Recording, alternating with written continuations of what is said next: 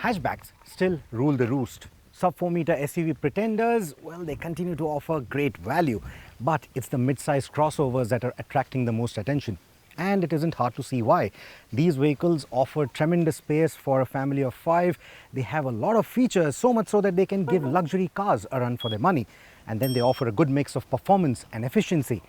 All of this makes them a rather compelling buy. In fact, it could arguably be the only car you might ever need. But today we aren't here to pick out a winner. Instead, we are here to talk about the differences in the powertrain department. Because for the first time ever, this segment now has a diesel, a petrol-hybrid, and an all-electric to choose from. Diesels seem to be a dying breed right now. The government policies are simply not favoring this fuel type anymore. For all you know, they might just ration the use of diesel for private vehicles or ban it altogether. Delhi is a very good example. Now, whether or not that happens, making sure that a new age diesel is clean enough to comply with the new age stringent BS6 standards, it becomes quite expensive, which is the reason why you will see a lot of car makers are shying away from this particular fuel type. In fact, the fuel is also getting quite expensive. So even if they make a clean diesel, it may not make economical sense anymore. But the Koreans are still betting big on diesel and their sales are strong. Therefore, the representing diesel powertrain for this test is the Hyundai Creta. So in the BS6 era, now with the phase 2 of it kicking in, the emission norms have become a lot more stringent. So the larger diesel engines from, say, the Hyryder, the Compass, they are still able to somehow make the cut. But the smaller engines, like the 1.5 diesel from Honda, for example, that is feeling the brunt of it. In fact, that has to go, which is why you don't have the diesel engine in the Honda City anymore, or any of the Honda cars for that matter.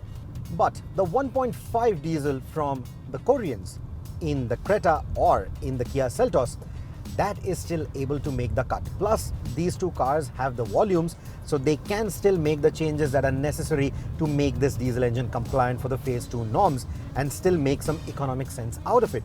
That is why the diesel soldiers on, and that is what we have here for this test.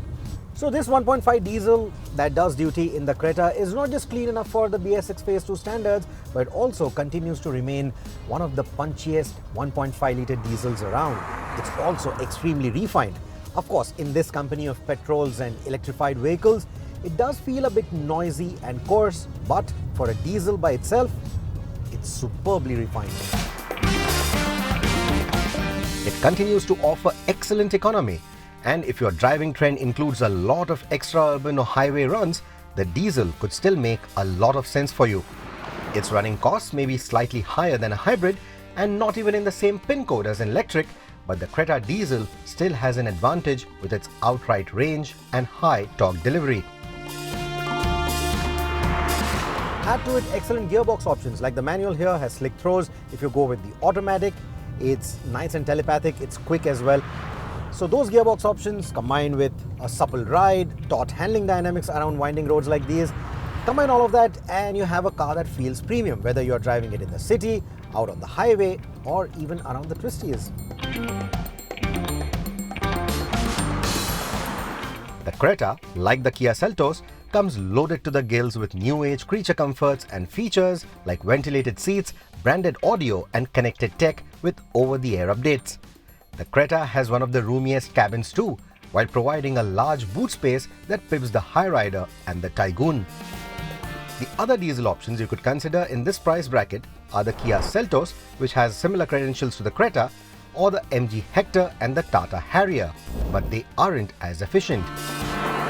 But if you think that diesels don't make financial sense for you, or you're worried about the future of the diesel vehicles, or you think that your daily running or yearly running is so low that hybrids or electric vehicles may not make any financial sense, or you're simply a petrol head, if it's either of the above or all of the above, then the pure petrol propulsion is what will catch your fancy. And what better crossover to represent the petrol camp than this, the Volkswagen Taigun. It's a nice compact package which is powered by what I think is one of the sweetest petrol engines under 25 lakh rupees, the 1.5 TSI. It is almost impossible to drive it gently because of the performance it packs. But should you control your right foot and use the engine cylinder deactivation technology to your advantage, you should be able to get a good fuel economy out of it. Otherwise, it can be quite thirsty. So the torque is on par with the Creta diesel. So lugging a family of 5 going on road trips, no problem at all. But more importantly, it puts out 150 PS of power from a package that weighs a little over 1300 kilos. So the power to weight ratio is excellent. The acceleration is brisk. Edge of the seat entertainment all the time is almost guaranteed. Of course, it's a turbocharged engine, so there is a bit of that turbo lag. However, if you choose the convenience of the DSG, that means that you don't really have to change gears often. The automatic will do its own thing. What I also like about the engine is that it's a 4-cylinder, which means it sounds a little bit better than most of the other thrummy 3-cylinder engines that you have in this segment. The DSG also comes in the exclusive GT Plus variant, meaning you also get some additional creature comforts. Though it is no match for what the Koreans or surprisingly even the Japanese are offering for a similar price point. So the Taigun may appear compact on the outside, but the space is on par or in some respects even better than the Creta. We can tell you because we actually measured it. In terms of the seating comfort, I quite like it. Maybe people with a larger frame than mine might find the contouring, especially of the front seats, to be a bit intrusive, especially around your shoulders. But otherwise, I quite like the seating comfort. I also quite like the ride quality on the Taigun. You could also choose the Kushaq with similar engine and credentials, or you could go with the smaller 1-liter engine of the Kushaq or the Taigun. But despite being of a smaller displacement, it is thirstier than the 1.5 and certainly not as much fun to drive. Your other alternatives are, of course, the petrol engines in the Kia Seltos or the Hyundai Creta, but definitely avoid the petrol in the Compass. That's a big no-no. You also get a decent petrol engine in the MG Hector. However, if you want that performance, the technology, and a sweet sounding engine all in one package, it's this one to go for.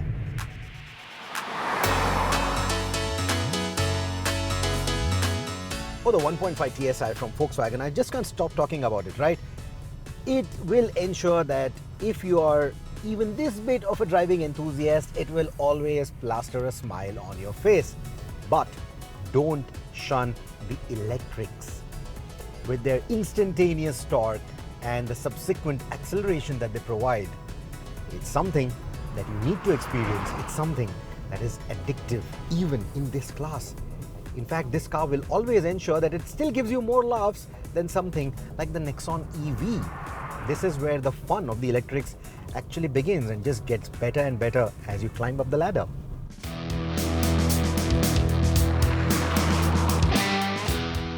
The price premium it charges over the Nexon or any of the crossovers you see here will make you frown. But this electric will pay its dividends in the long run should you be an early adopter. From getting off the mark to driving in the city, driving out of your neighborhood, going onto the highway, driving out of the twisties, it's an electric, so it's all silent.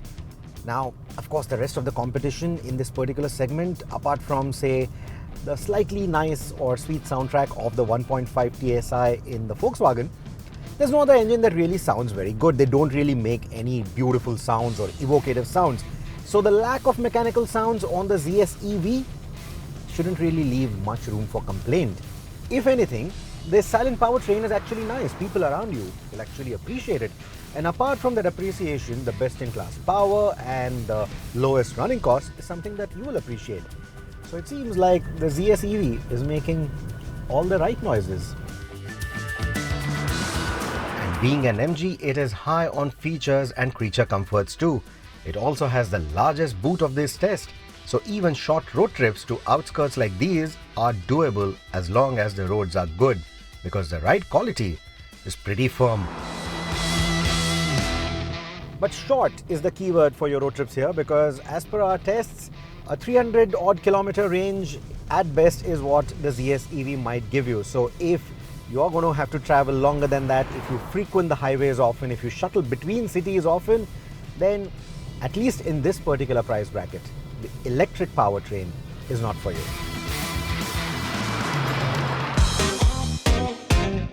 that brings us to the hybrid. Now, until the Honda hybrid crossover comes out later this year, you only have two options if you want a hybrid in this particular price bracket. You have the Maruti Suzuki Grand Vitara, and then you have the Hyryder. They're siblings, they share a lot of parts, they share the powertrains as well. But we've chosen the latter because what we've chosen is the full hybrid, which is a powertrain that belongs to Toyota, which is why it's also a little cheaper if you buy the Hyryder hybrid compared to the Grand Vitara hybrid, because they don't have to pay royalty, etc. Now, this hybrid powertrain is very similar in tech to the Camry and the Prius that preceded this car. However, unlike those two cars, this one is way more economically priced. So much so, in fact, that these two cars now from Maruti and Toyota are democratizing hybrid and making it easy to access for the masses. It commands a fair premium over its competition though, but the running costs are hard to ignore. It pips the diesel on outright economy, and long road trips won't riddle you with the range anxiety like an electric would. Unlike the electric though, where the batteries sit in the floor, here the batteries sit behind the rear seat. So that clearly takes a toll on the boot space. And this is a phenomenon that is common across most hybrids. But the flip side is that the ride quality is better than an EV like the ZS, which doesn't come with adaptive dampers given the price constraints. And because Maruti and Toyota are already doing large volumes with these two models, they have also been able to offer features and creature comforts that are on par with Hyundai or Kia. Yes, I know it's not an outright comparison, but if I had to pick out the best looking vehicle, not just in this comparison, but out of all the crossovers in this price bracket, I think it would be the Hyryder. It looks sporty and still manages to look so elegant. Just don't buy it in white, the blue looks better. But as we mentioned right at the beginning, this is not an all-out comparison of the models, it's more to do with the powertrains. However, if you do have any questions about either of these vehicles in terms of their driving dynamics, features, looks, etc., do put it in the comment section below, and we will love to answer you and help you out in making a more informed buying decision.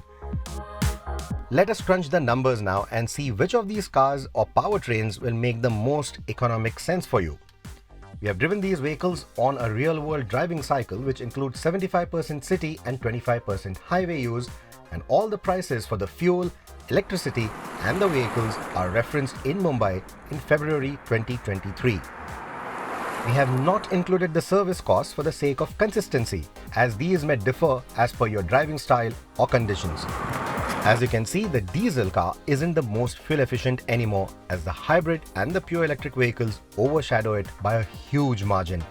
The cylinder deactivation technology of the Taigun 1.5 does offer some respite in the petrol department, but the driving pleasure penalizes outright economy. With the Creta diesel manual as the baseline then, the Taigun DSG costs at least Rs 2.5 more per kilometer. A caveat here is that the diesel automatic Creta, not accounted for over here, is Rs 65,000 more than the Taigun GT, in which case the toss-up between the two is negligible over an ownership period. And from that perspective, I would certainly buy the Taigun for the elevated driving fun it offers. But it is hard to ignore the economic advantage offered by the electrics. The Hyryder hybrid, for example, will save you about ₹1.50 per kilometer over the diesel Creta, which means you will save around 30,000 rupees over 20,000 kilometers. So while the hybrids do have a significant efficiency edge, the cost of the technology needs to drop further to negate the higher petrol price. And in the coming years, we might just see this happen. But remember, in a hybrid, you're paying for an engine plus the battery plus the electric motor, so the costs are certainly going to remain slightly higher. The same doesn't hold true for pure electric vehicles too, but even there, the cost of technology needs to drop. The running cost of Rs 1.35 per kilometer is extremely tempting if you are the kind who likes to rake up a lot of miles every year. But the MG ZS EV comes at quite a hefty premium over its ICE or hybrid competitors. And the limited range and the long charging times are deterrents for those wanting to cover long distances in a day. Advancements in battery technology aims to make long range and low cost possible in the near future though. And given how quickly the Indian market is adopting EVs, the transition will happen sooner than later. As of today, the diesel is still the obvious choice for those traveling long distances or clocking big yearly mileage. But as you can already see in the market, the diesel options are dwindling by the day. In such a scenario, you will either want to be an early adopter, face some infrastructural challenges and move to electrics, or side with the petrol powertrains and enjoy their refinement, sounds and mechanical connection while they last. Or if you'd ask me, I would simply choose a hybrid in the current scenario and get the best of all the worlds. So if I had to pick out a car out of these four, it would be the hybrid, either the Toyota Hyryder or the Maruti Suzuki Grand Vitara, whichever you prefer in terms of the styling. But tell us, what would you choose? Which car out of these or which powertrain would you go with and why? You would be intrigued to find out. Let us discuss it in the comment section. Thank you so much for watching.